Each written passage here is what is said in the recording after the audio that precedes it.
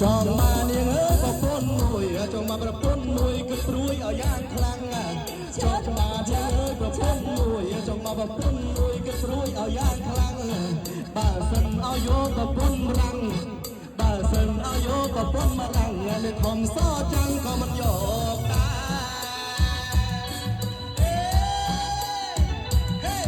រចង់បាននាងអើយប្រពន្ធខ្មែរចង់មកប្រពន្ធខ្មែរស្ដាប់អំពីប្តី